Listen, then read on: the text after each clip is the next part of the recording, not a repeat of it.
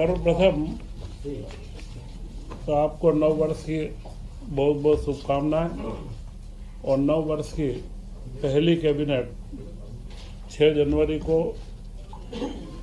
माननीय मुख्यमंत्री डॉक्टर मोहन यादव जी की अध्यक्षता में आज आयोजित की गई है और इसमें जो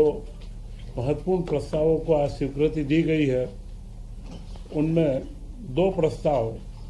झिरमिटी मध्यम सिंचाई परियोजना बुरहानपुर जिले की है जिसकी लागत 922 करोड़ रुपए की है और जिससे 17,700 हेक्टेयर भूमि में सिंचाई होगी। दूसरी परियोजना बुरहानपुर जिले में ही नेपानगर की है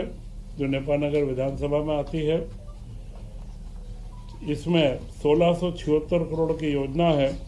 और 34,100 हेक्टेयर भूमि में इसकी सिंचाई होगी और 22,600 कृषक परिवारों को इसका लाभ होगा। इन दोनों योजना का महत्वपूर्ण जो परिणाम निकलना है, यह दोनों योजनाएं 2 विधानसभा क्षेत्रों की है और आदिवासी अंचल की है। सारे आदिवासी बंधु इससे लाभान्वित होने वाले हैं और बुरहानपुर जिला सिंचाई के मामले में मध्य प्रदेश में भी 41वें नंबर के ऊपर है। तो बुरहानपुर जिले में सिंचाई की वृद्धि हो, इसके लिए महत्वपूर्ण योजनाओं की स्वीकृति दी गई है।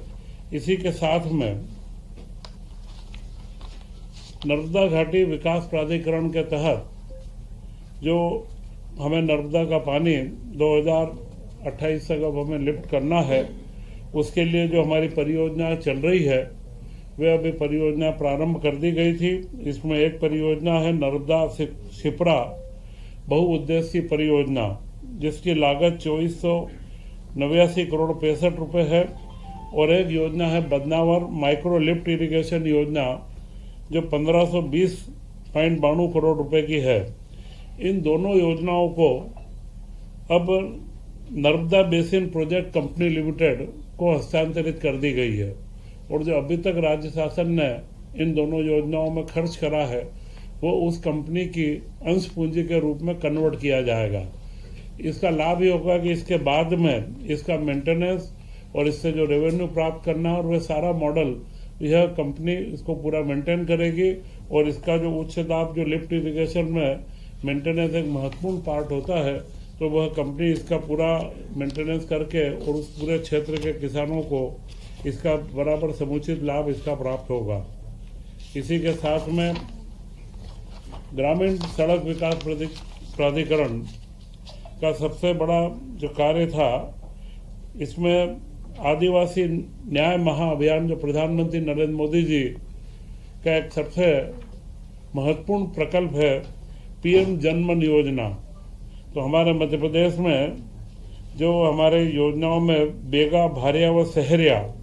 इन 3 जनजातियों में 22 जिलों के अंदर निवासरत है, इनके लिए योजना लागू की गई थी और इसमें इसकी निरंतरता का प्रस्ताव दिया गया है जिसमें इसकी सड़क की 1039 किलोमीटर सड़क और पुलिया 112 है और 795 करोड़ रुपए का खर्च इसमें अनुमानित है। इसी तरह मध्य प्रदेश ग्रामीण सड़क विकास प्राधिकरण की जो वर्तमान योजना चल रही है उसे अगले 5 साल तक 2026 से 31 तक निरंतरता दी गई है जिसमें अनुमानित व्यय 17,196 करोड़ रुपए है और करीब करीब 20,000 किलोमीटर की नई सड़कों का निर्माण व 1200 नई पुलों का निर्माण इसके अंदर किया जाएगा। और इसी के साथ में जो इन पुरानी हमारी सारी योजनाएं हैं, मध्य प्रदेश में टोटल प्रधानमंत्री ग्रामीण सड़क में 88,517 करीब किलोमीटर मार्गों का नवीनीकरण भी जो करना वो उन्नयन करना, इसके लिए इस योजना को 1 अप्रैल 2026 से 31 तक निरंतरता दी गई है जिसका अगले समय में अनुमानित व्यय 10,000 करोड़ रुपए इसका रहेगा। इसी के साथ में आज कैबिनेट के अंदर सभी मंत्रियों को टेबलेट वितरित किए गए हैं और अगले 2 कैबिनेट के पश्चात पूरा कार्य के टेबलेट के माध्यम से किया जाना प्रस्तावित है। और मुझे लगता है कि यह जो प्रयोग है, यह प्रयोग देश के कुछ ही प्रांतों में प्रारंभ हुआ है, उसमें मध्य प्रदेश अग्रणी प्रांत होगा। मुख्यमंत्री डॉक्टर मोहन यादव जी के नेतृत्व में जो हमने 2025 का वर्ष उद्योग एवं रोजगार वर्ष के रूप में मनाया है, अब अगला 2026 का इस वर्ष को कृषि उद्योग के कृषि के विकास के लिए मनाया जाएगा तथा इस तरीके के सारे नवाचार और जनजातीय क्षेत्रों के लिए विशेष रूप से